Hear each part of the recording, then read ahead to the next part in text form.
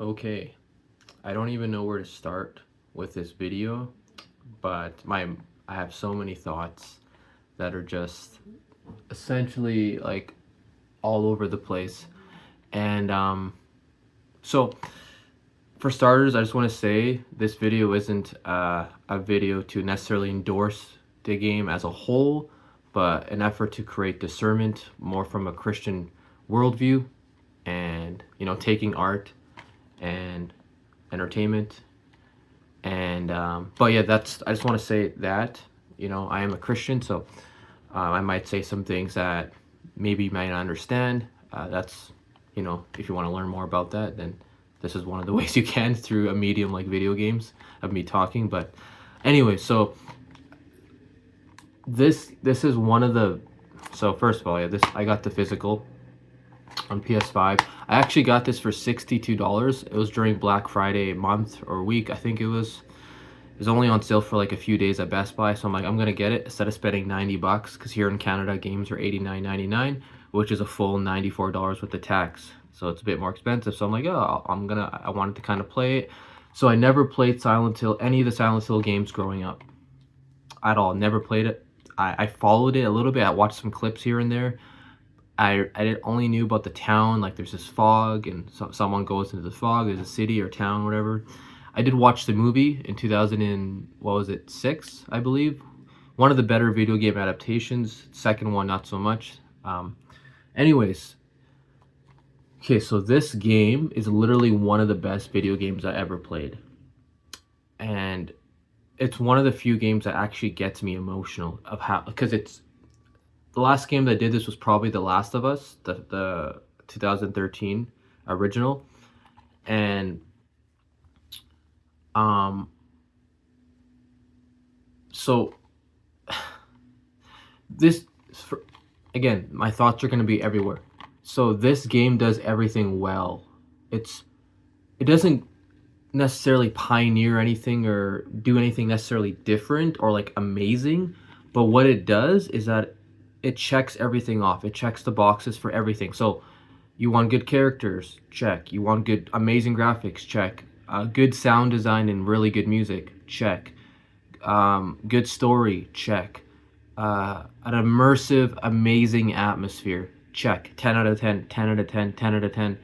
um the dialogue, like, this game was so immersive. So I haven't played a game like I'm getting older now, and the last time I felt this excited, this game actually, when I woke up, so I played this for a few hours. I woke up the next day around 11 or 10, and I had the day off. I actually wanted to play this. This is the first time a game has got me that excited and wanting more so quickly. I never did it since I was a kid. I literally felt like I was in a different world playing this. Like, I just play on a standard 4K TV, 55 inch, have Sony headphones, Pulse Elite. It's not like I'm playing this in VR or anything, but it felt like I was, if that makes sense. Like, from the start, like, this game hooks you with, first of all, the realistic graphics. Like, one of the better looking games. Not the best looking game, I would say, but definitely up there, top 5, I would say, this generation. So I'm really a sucker for good graphics. And graphics, obviously, if a game has good graphics, you're going to be more immersed. That's just how it is. Like, so people that say I don't care about graphics as much, well, I would question if you care about immersion, because if a game doesn't have really good graphics, it's not going to immerse you as much. So I noticed that right away. Just the first couple of minutes of James Sutherland walking in the forest, like the tension and the music, so eerie. And it does, it's like, it's almost like it's meant to be. This game doesn't try hard to scare you necessarily. It's just, everything is so natural, right? And I would recommend this game to anybody, as long as you're over the age of 18 roughly, and you're not convicted of certain things. um there's a lot of violence and a little bit of gore here and there, but that's really about it. A couple of suggestive themes, um, which surprisingly I thought it would be a curse word after a curse word, but there wasn't any really that. Which, it is what it is if there was. But um, yeah, this game also really dives into, I would say, mental health.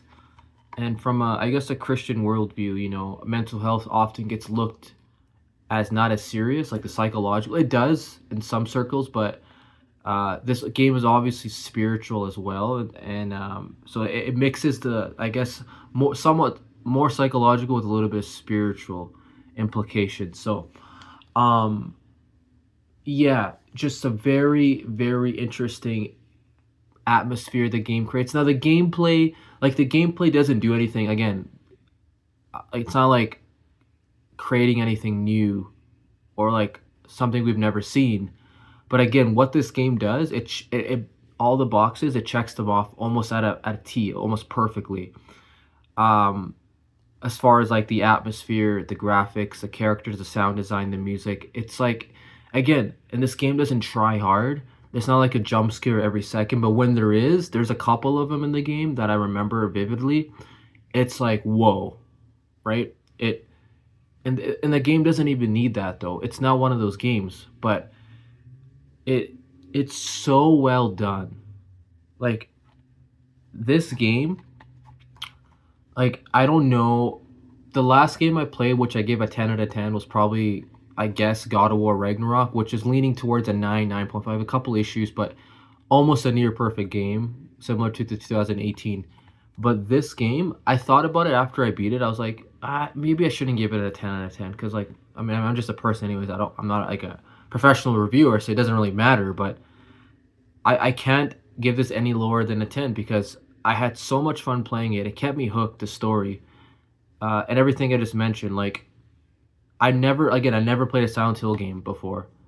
And man, the twist at the end of this game, wow, was not expecting that at all. With James Sutherland and his wife. So I and the boss fights are, they're nothing like, it's similar to like a Resident Evil 4. If you played any of the Resident Evil games, it's similar to that. Um, I can't recommend this game enough. If you're, I play horror games now as later on in my life. Sometimes it depends on what it is. If it's like a thriller or this is more psychological. I don't play these games to get scared, but that's not. I don't chase that fear or the thrill of being scared. But it's more about the story for me. And if it does all these things well, I think the genre of horror really gets down to the tension of the human condition, which most genres in media, whether movies, games, shows, don't really do as well except for the genre of like horror or thriller, suspense. And I think from a Christian worldview that I think some Christians can learn from that. Anyways, again, I, I I'm just kind of. I remember when I beat this game, all I could ask myself was, wow, I wish it never would have ended. It was one of those things. It's like you didn't want the game to end because although it was a fairly long game, nothing crazy long. I think I beat it in like, I think it was like 23 hours or something like that. Um, in a span of a couple of months, roughly. And wow, it just kept me hooked and engaged. That again, it's so immersive, especially if you play with good headphones and you have like a good monitor or TV, good lighting, and you don't even need any of that. Yeah, this game is a 10 out of 10.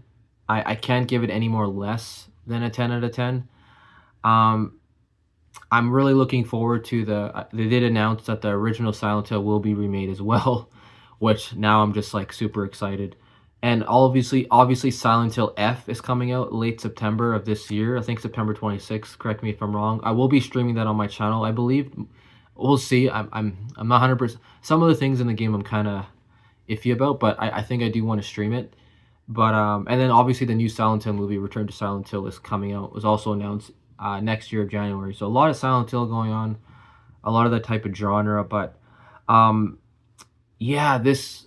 I'm trying to think of anything else I could say. This game is amazing. It blew my mind. It got me emotional in all sorts of ways. It brought me back to my childhood as far as having just being hooked to a video game and I guess being connected to this world that they've created that's a piece of art. Like this is a piece of art, and if you can look at it as that way, then I think you'll have some fun as well. this game essentially stems from trauma that James has, and the character of the game, James, and now it's like this trauma that's happened is what this game is. It's like from trauma, from hurts, from pain and memories, like you get this. It's like, oh, here it is. Like um so a lot to learn about this game, a lot of symbolism, a lot of esoteric things, but just an amazing game. Yeah, that's kind of my review. I can say probably more or less, but those are my thoughts. If you have not played this and you're a fan of, like, let's say Resident Evil games like Alan Wake, maybe Alan Wake 2. There's another game top of my head I can't think of, but yeah, this is a must buy. Like, it's a must buy. There's no questions asked. Um, you'll have so much. It will suck you in. I guarantee you. I actually told this. I told my friend about this game. One of my best friends, and he's recently playing it on PC. He's even blown. He thinks it's really good too, and he didn't think he would even like it. Um, it's it does everything so well, and it doesn't even try hard. Like, it's so amazing, guys. One of the best games I've ever played. As far as story, campaign, obviously it's only single player. This generation and beyond, one of the best. Yeah. All right. Blessings. Bye.